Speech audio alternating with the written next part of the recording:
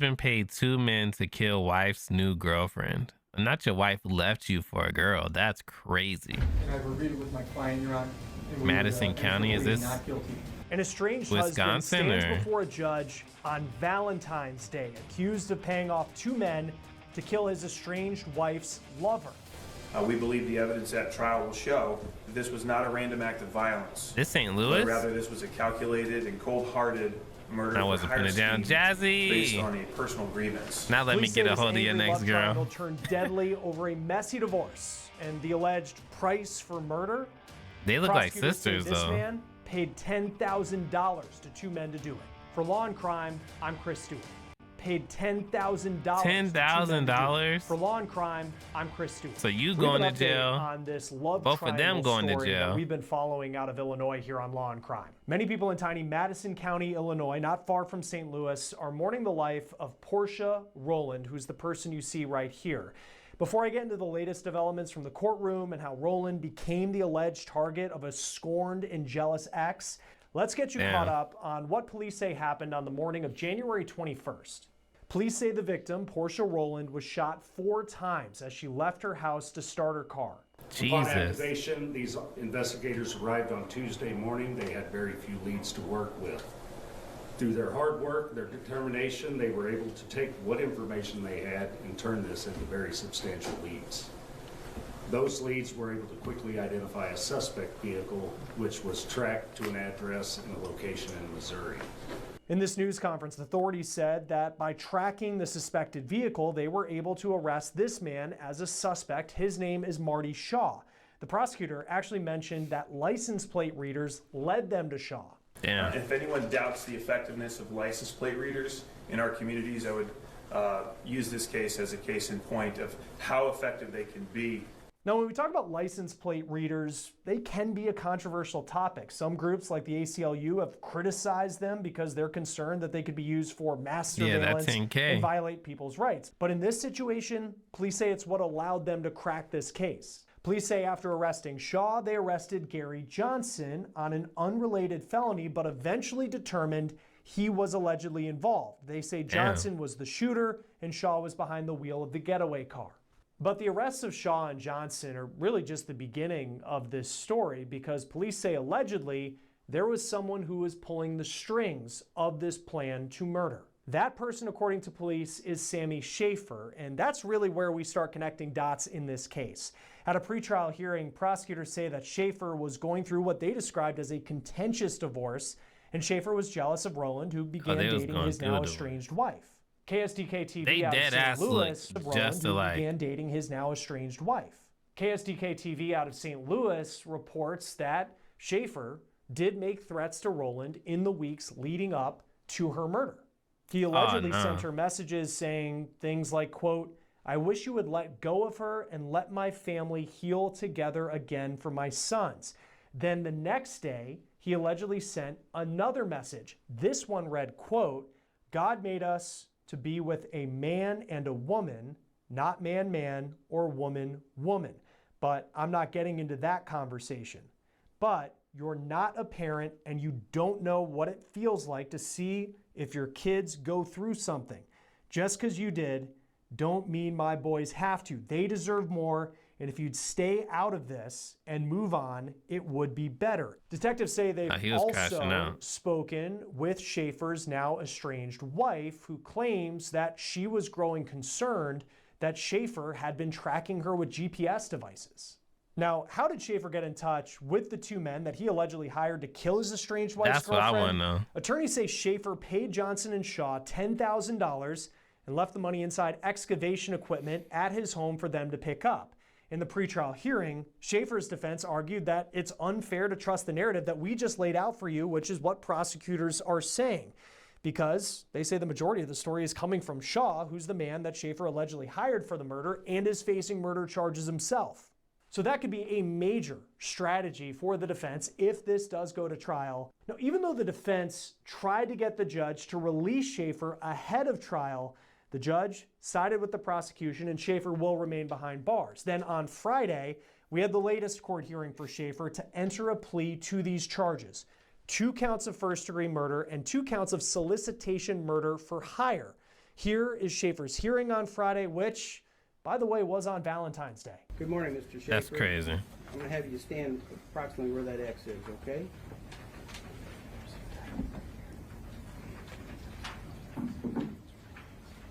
You ready?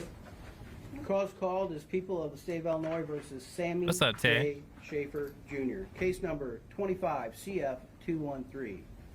Mr. Schaefer is present in open court with his attorney, T.J. Mathis. The state is present by Lauren Miracle. The matter comes before this court for arraignment pursuant to an indictment that was returned by the Madison County Grand Jury on February 6th of 2025. All right, you are Sammy J. Schaefer Jr.? You gotta answer out loud, sir. Yes, How old are you? 36. How far did you go in school? Graduated high school. So you read, write, and understand English? Gotta answer out loud. Oh, yes, All all right. right. Are you under the influence of any drugs or alcohol as you stand before me today? Just anxiety medicine. Does that keep you from understanding what we're doing here today? No. Mr. Mathis, have you received a copy of the indictment in this case? Yes, Your Honor. And I've reviewed it with my client, Your Honor, and we would enter a plea of not guilty. You waive the reading Are of they the wildin'? indictment? Yes, Your Honor. All right, so a plea of not guilty will be entered as to each count charged in the indictment. The matter is set for the jury trial docket on March 3rd, 2025 at 9 a.m. Trial counsel for the defense.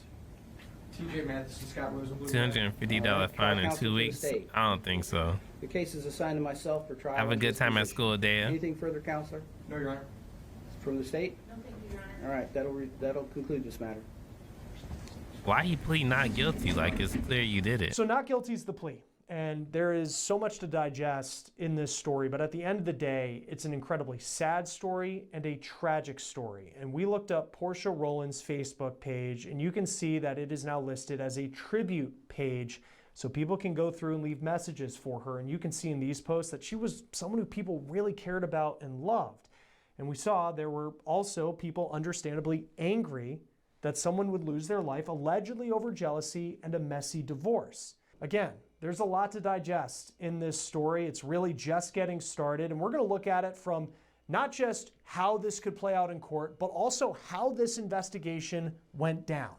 Joining us now to talk about this investigation is Detective Eric Barnes. Thanks for taking the time to be here, Detective. What stands out to you? You have this love triangle, this murder for hire plot, allegedly, and ultimately here's this estranged husband who's behind bars. You know, it seems that the domestic relationships that lead to these murder for hires, you know, it's always the Kyra. Somebody didn't tell him to cut them locks. Man, his goddamn hairline, dog. But I really feel that, though. I'm snitching on everybody. Never seen a hairline like first this. person that you typically look at in these situations, you know, because they are emotionally connected, and sometimes people have a hard time letting go. Yeah, because how often do you see murder for hire plots? They always get headlines, but it seems like over and over and over again, it is something that comes up. Yes, you know, in the scale of typical murder or homicide investigations, you know, murder for hire is pretty rare.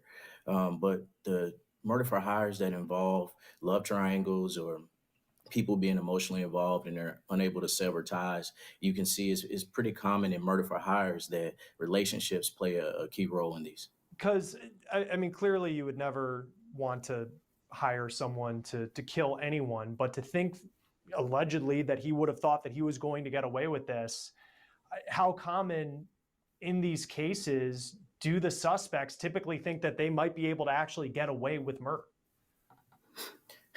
You know, I think that it's a two-pronged approach to murder for hire. You have your actual actor, your planner, and you have the people that they hire to carry it out.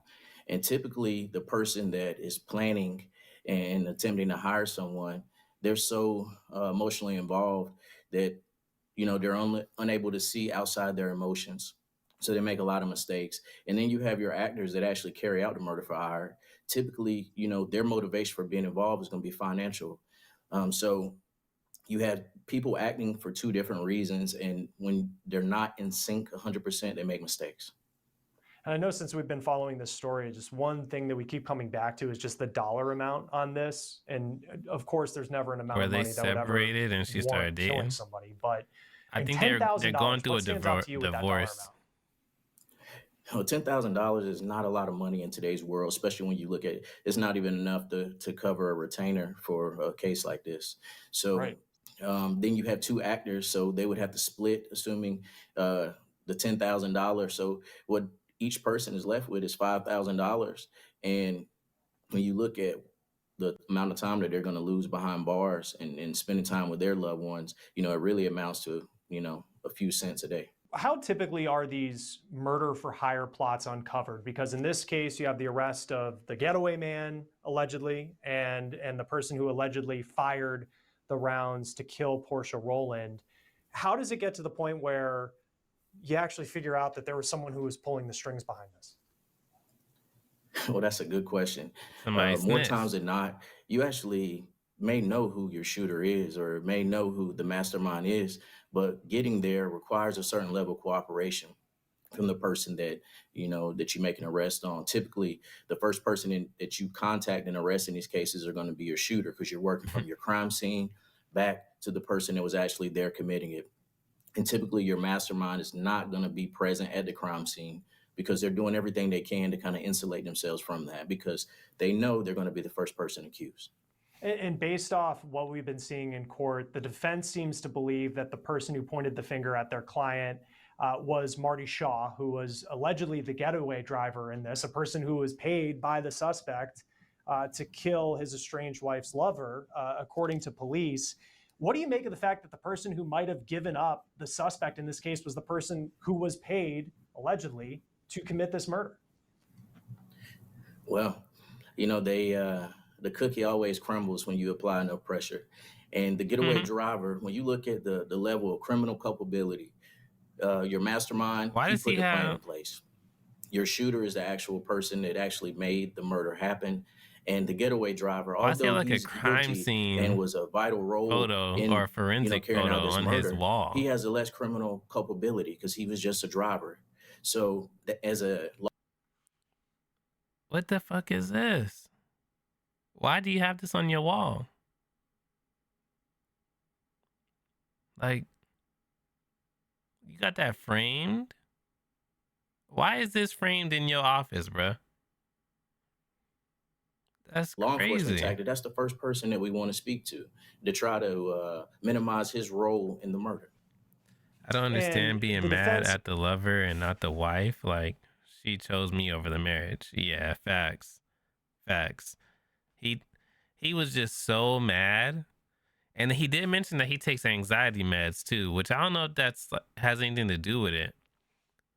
But he was so mad that he was blaming the girlfriend, because he was texting the girlfriend too. It wasn't him texting his wife. He was texting the girlfriend, and telling her, bro, leave her alone. Let me give me a shot at getting her back and getting my family back together. So that's crazy. Appears to be, they were at least trying in some of the pretrial hearings to poke holes in the fact that the person who is accused of being involved in this alleged murder is Anxiety meds make you more someone who's chill. pointing the finger at their client. From an investigative standpoint, what do you need to have beyond just the word of someone who is accused of being involved in a murder to actually make it stick in court? Well, I think again, when you apply pressure and you have people that are involved in a conspiracy offense, which murder for hire is, you always need cooperation. And so when you have alleged parties from this conspiracy pointing fingers at themselves, that means that you're pushing the right buttons. But what law enforcement often has to have, outside of the testimony of someone that you know was criminally involved in the offense, you have to have factors to kind of corroborate their story. Because at this point, it's every man for themselves, and people are going to tell you what they need to tell you to point the finger at someone else and to get out of the hot seat. So as law enforcement, we have to find things like cell phone records, maybe since there was it's a murder fire, maybe we look for any cash transactions. or any kind of types of payment that may have changed hands, and any details that wouldn't be known to members of the public just from hearing about the story. What's the moment like for you as an investigator, if you've ever investigated a case like this where you make arrests and it appears you have the people who are responsible for the murder, but then there's that moment of, wait a second, there's way more to this story, and there was actually someone who was paying, allegedly, two people in this case, to kill somebody? Well, I think as a homicide detective, a great practice is you're never done investigating your case, because there's always more and more facts. And our goal is not to arrest someone or to clear someone, but it's to find the truth. So the search for the truth continues long after you make an arrest, and it continues all the way through the day of trial. And that's what you do. So you work your facts, and wherever your facts lead. And so, in the murder for hire, it's very easy to connect the dots on your person at the crime scene and how they got to the crime scene. But then you unravel the motive and figuring out who was actually behind it. I want to talk about the way that Marty Shaw was arrested in this, because the authorities were pretty open in their news conference in saying that this case appeared to be cold. You had this woman who was shot 4 times as she was leaving her house in the morning to go to work, and they didn't really know where to turn. But then it was a license plate reader that led them to this getaway car. How important is that tool when it comes to how detectives do their jobs in investigations like this? I have a saying that I would rather take a great surveillance video or surveillance photo over a witness, because that evidence is hard to dispute. And I think in today's world, in the era of law enforcement being publicized on television, the jury. So yeah, this has been, I guess that he was going through a divorce with his current wife, so not yet divorced. He paid 2 men to kill his wife's girlfriend that he started dating. Then got a spray on hairline. Have higher expectations on law enforcement to be able to provide not only witness testimony, but to actually provide technology-based evidence, which would go back again to suggest the surveillance footage or maybe license plate readers to go along with your witness testimony. And I think of, whenever you hear the term hitman, many people who are not in lines of work like you, we probably think of the movies. You think of the smooth guy who will go undetected and never be arrested for crimes. This is what they do for a living, and maybe mob movies, things like that. But typically, what is the reality? What is the profile of someone who is paid to commit murder? A hitman, in essence, they're hired to commit a murder. So the first element of their job is to make sure that the murder happens. The second part of that is the planning. And the planning is completely on them to figure out how they're going to get away with it and to make sure that they don't get caught. And I think the third element is just the fact of, if I'm ever questioned about it, what do I do? And so if you take your regular everyday civilian that gets involved in these offenses, they never think past getting caught. If I don't get arrested leaving the crime scene, or if I don't get caught at the crime scene and a couple of days go by and I haven't been approached by law enforcement, that maybe, I did a job to get away. Sammy Schaefer, the suspect in this case, he has pled not guilty. But when you look at the evidence that is being laid out thus far, how strong of a case does the prosecution have, it appears?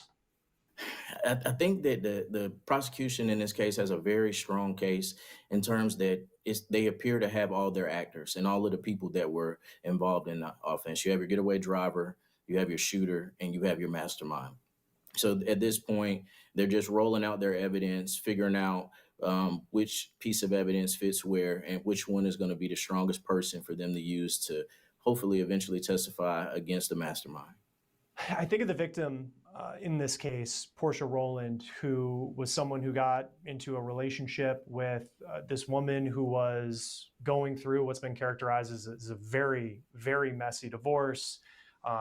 Prosecutors have laid out that she received text messages from the suspect, now defendant, that were somewhat threatening in nature, that he didn't approve of the relationship, that the divorce was obviously taking a toll on him. In your experience, what more can be done to protect people who suddenly find themselves embroiled in these kind of love triangle situations that I'm sure when they started the relationship, I mean, clearly you never want to get into a situation that can turn violent like it did in this case. In respect to relationships that people have, you never think that dating someone could actually uh, cause you to lose your life. And I think that is very important, especially with domestic violence situations or just in love triangles, because of the hostility and volatility involved with emotions that may still haven't been put to bed yet. That the only thing that you can do is just look out for yourself. Maybe a cooling off period, uh, maybe what's needed to kind of let things kind of calm down. Facts. But it is very tragic that this young lady lost her life for something that she ultimately had nothing to do with. Yeah, it's an incredibly sad story. We'll see how this case plays out now that a plea of not guilty has been entered. Detective Eric Barnes, always great to have you here on Law and Crime. Thanks for joining us. I Thanks, really Chris. hate that he has that Joining us now to autopsy talk about where this photo in there. story could go next is Carla Waymeyer, certified family law specialist. I know you have a lot of experience in some very difficult stories just like this one that involve family dynamics. And unfortunately, this is a case where someone lost their life. What stands out to you just as you've read the details of this case? Well, unfortunately, what stood out to me right away is just how common these types of situations can be. We've all heard the saying, "matters of the heart," right? And breakups can be very, very difficult and emotional for anybody.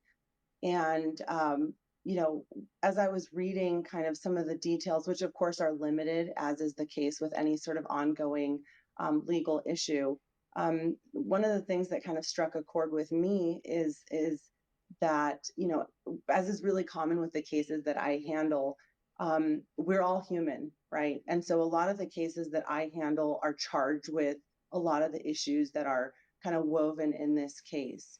You have the issue of divorce and you have the issue of separation, but there's also kind of that underlying criminal issue.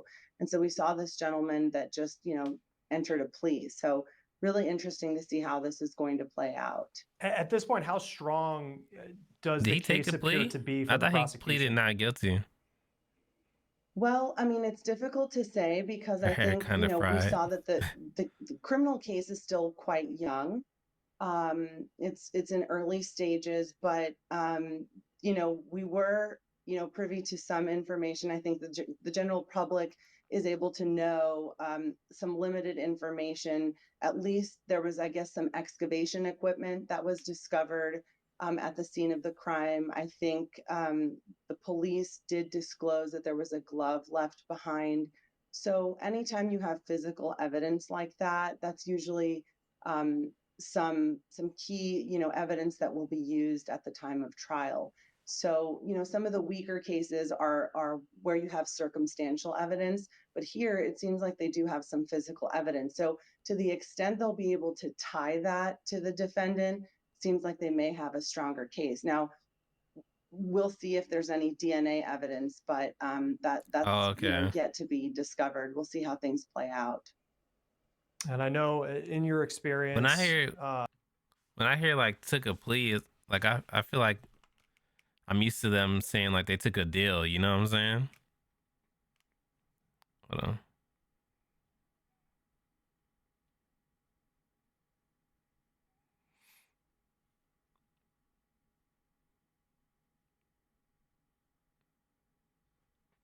Do you have to? Do you have to have a password for Zoom? Cause I swear I have Zoom. I got it.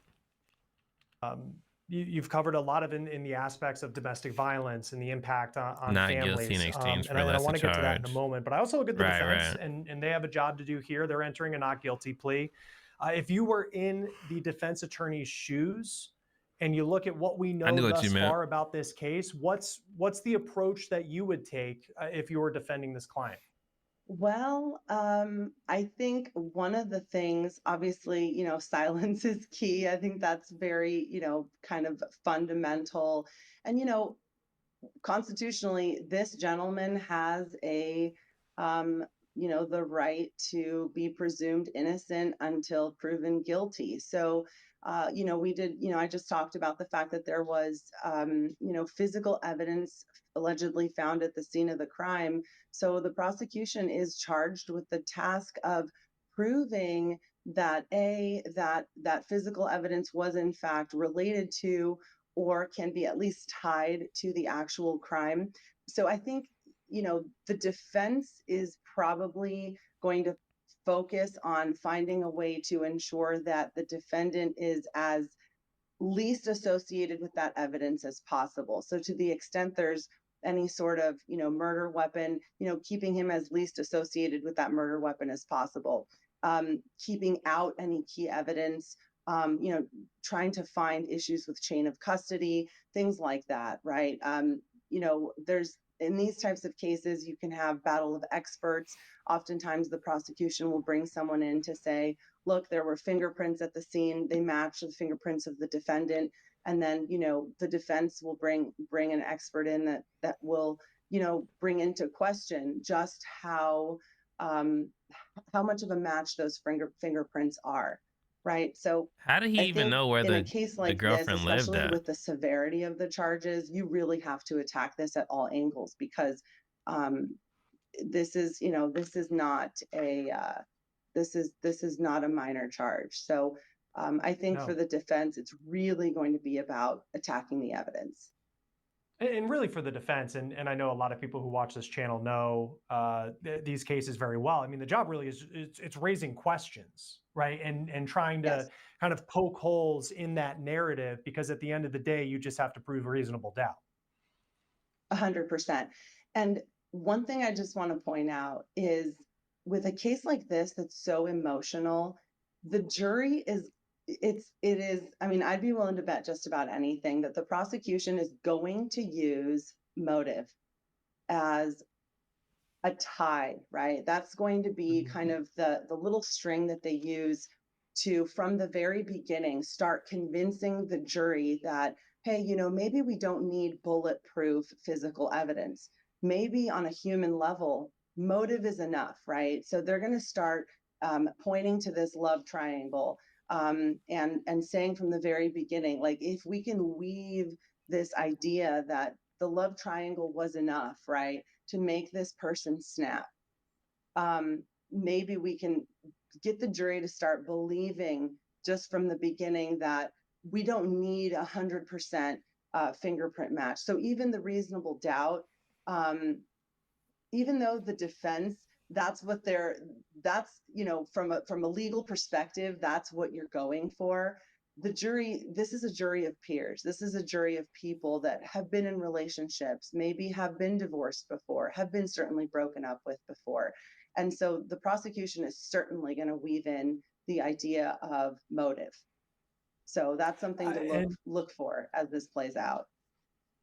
Yeah, because I think back to what you were saying earlier, where these type of stories play out, and I mean we cover them regularly, where you have a divorce and someone ends up getting hurt. When did this happen? A woman was allegedly murdered over a messy divorce. Of course, again, the defendant pleading not guilty. We'll see how that part plays out. But the idea of murder for hire, that always gets a lot of headlines. How common do you see these cases where someone tries to pay somebody off to take someone's life and think that they would actually get away with it? The murder for hire, I would say, is less common than the more common situation where somebody is so impassioned by what they're experiencing emotionally that they may want to hurt their ex-partner, or the person that their ex-partner is now moved on to emotionally and is now dating. The murder for hire is, I think, the circumstance where makes headlines, right? Like this story. But the murder for hire situation, the murder for hire plot, is interesting because it makes you wonder what the alleged, perpetrator was thinking, right? Did they not do it themselves because they couldn't do it, right?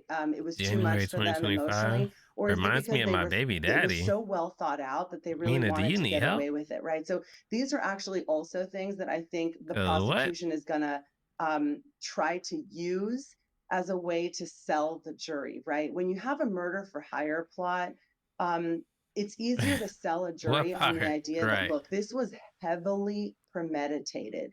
This isn't something that somebody woke up one day and was so impassioned that they just couldn't take it anymore and they snapped and they went and Not committed the a man murder. was This deranged. took planning. Damn. This took calculating. They had to find somebody. They had to hire somebody. They had to coordinate payment. They had to meet up with the person, right? And so that plays into something that the prosecution can use to really put the nail in the coffin at the time of trial. So not as common, but certainly an interesting sort of concept to follow as this trial develops more. What do you make of the $10,000 that is allegedly what the payment was? Because, and I've said this before, it's there's no amount of money that you would put on someone's life that would, What's up, just the Mr. disclaimer Spy? of that. Welcome, but man. at the same time, like 10 grand does not seem like a lot of money when it comes to a case like this. Yeah, I'm glad you mentioned that because that sort of stood out to me. When I saw the amount, I almost had to read it twice because I thought, wow, They got I more mean, P. not that Diddy there's stuff. ever an amount, right? So I Sure. don't want it to come off that way, but You reacting to Law and it was Crime really Only? surprising to We me looking at a that lot of stuff. this individual allegedly was able to find another person that would accept $10,000 to allegedly go out and take the life of another person. I mean, Yeah, you can so post it's a video in Discord. really sort of shocking, right? Right. To even Don't let it be no crazy fathom, right? And so charged another song interesting like thing somebody that did before. I would love to see how the prosecution will use as a tone, as an undertone to say, like, that is how little the defendant valued this other individual's life. Like, not to say it'd be any better if he paid more, but Sure. and I'd be curious to know the details of how they're going to be able to track the payment, how it was made, Bro sent that cash app. and how they're going to use that to again really button up their case against the defendant. And something that stood out to me too I ain't gonna is lie. If bro would have sent the money, right? I would have just been like, hey. Yeah, I went and did the job, man. I ain't doing shit. I ain't doing a damn thing. I'm putting that money in my savings. He gonna see her and be like, damn, what the fuck? And I'm be like, hey, thanks for the 10,000, gang. They actually went through and did it. It's crazy.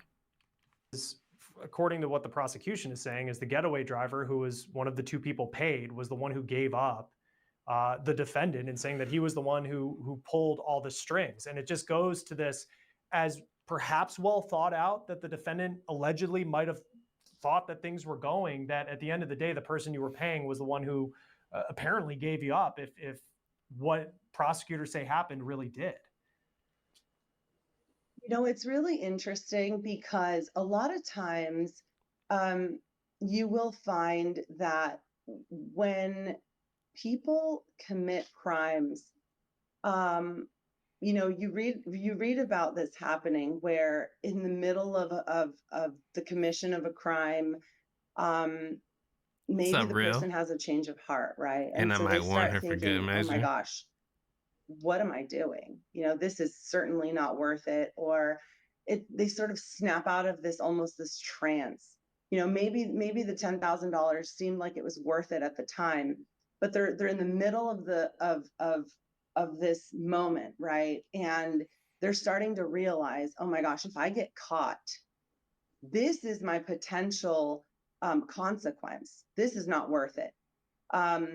And this can either happen during the commission of the crime or Doing immediately pretty good, after. Real. How and so a lot about of you? times, you get people who, while they're being interrogated, they're the first ones to sort of buckle under pressure, and they'll tell, you know, the detective or whoever is questioning them, look, if I cooperate, will you cut me a break? And so they figure, look, if I'm going to get caught anyway, I may as well cooperate and see if they will, you know, give me a break. And so that may be what happened here. Maybe the person just had a change of heart, realized, look, I'm probably going to get caught. And so I might as well, you know, save myself from whatever I can. That may be what happened.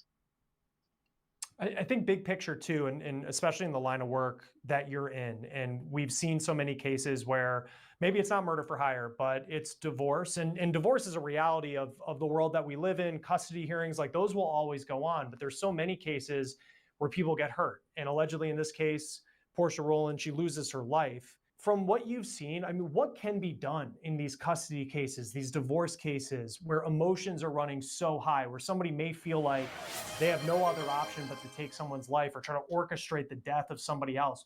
What can be done to protect people who become victims in cases like this?